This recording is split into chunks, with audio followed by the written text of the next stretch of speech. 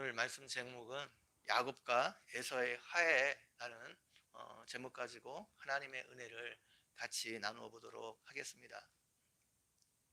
야곱이 에서를 만나러 가면서 아내와 자식들을 배치한 것을 보면 야곱이 가족들에 대해서 여전히 편애를 가지고 있었음을 알 수 있습니다. 여종들과 그의 자식들은 맨 앞에 두었습니다. 다음에 레아와 그 자식들을 두었습니다. 그리고 맨 마지막에 라헬과 요셉을 두었습니다. 지금 이 상황에서 맨 앞에 선다는 것은 일종의 총알바지가 될 수도 있는 상황이었습니다. 일이 잘못되었을 경우 앞자리는 가장 먼저 죽임을 당할 수 있는 자리입니다. 그래서 야곱이 가족들의 자리를 배치한 것 보면 야곱의 총애가 어디에 있었는지 알 수 있습니다. 32장에서 야곱이 하나님을 만나는 경험을 했습니다.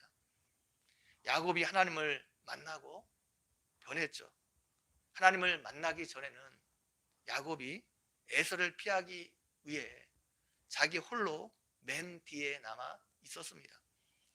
그런데 하나님을 만난 이후에 야곱은 에서를 만나기 위해서 맨 앞장서서 맨 앞에 나가는 모습을 볼 수 있습니다. 야곱은 더 이상 에서를 두려워하지 않았습니다. 하나님이 함께 하신다는 믿음이 있었기 때문입니다.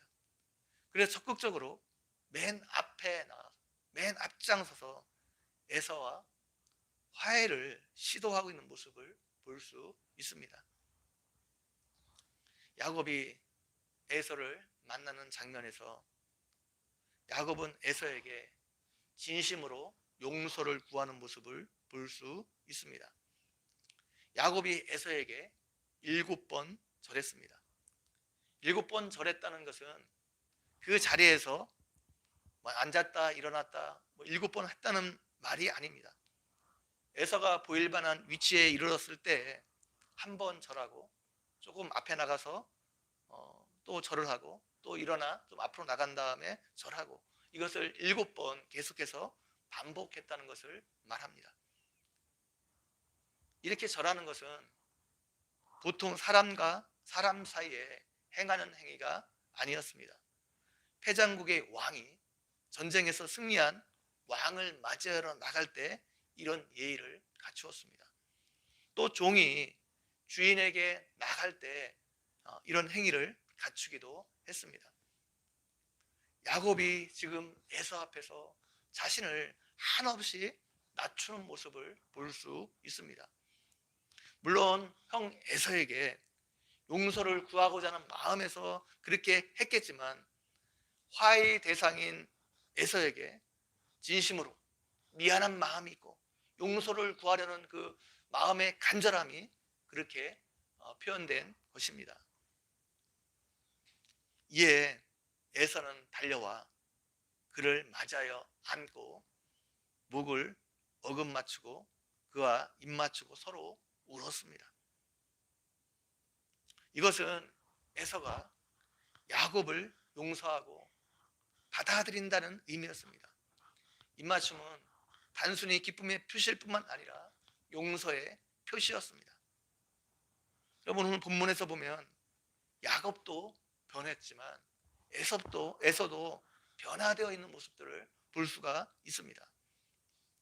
그는 동생 야곱을 용서해 주었습니다.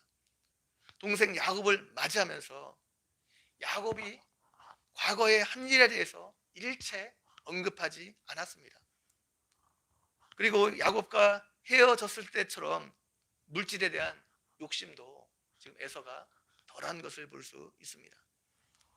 야곱이 에서를 준비한 예물을 보게 되면 상당히 많은 양이었습니다. 예물로 드린 그 짐승 다 합치면 500마리가 넘었습니다. 그런데 에서가 그것을 거절합니다. 받지 않겠다고 말합니다. 내 것도 충분하니 너에게 두라 말합니다. 야곱이 계속해서 강권했기 때문에 어쩔 수 없이 받았지만 에서의 진짜 마음이 뭐예요? 받지 않는 마음이에요. 야곱을 아끼고 사랑하는 마음이 에서 안에도 지금 있었던 것입니다. 에서는 또한 야곱과 그의 일행을 보호해 주려고 했습니다. 아직 남아있는 여행 일정이 있기 때문에 거기서 무슨 일이 일어날지 몰랐습니다. 그래서 에서가 친히 야곱 일행을 지금 보호해 주겠다, 동행하겠다 말합니다. 이것은 야곱이 거절합니다. 다시 내가 몇 삶을 머물게 해서 너를 보호해 주겠다 제안했지만 그것도 야곱이 거절합니다. 이런 모습에서 에서가 야곱을 진짜 형제로 대해주고 있고 아끼고 있다는 모습을 볼 수 있습니다. 마지막에는 야곱에게 자기가 있는 세일산에서 함께 살자고 제안합니다. 이것은 에서가 야곱에게 있는 재물이 탐이 나서 그렇게 제안한 것이 아닙니다. 에서가 진짜로 야곱과 함께 살고 싶었던 마음이 있었던 것 같습니다.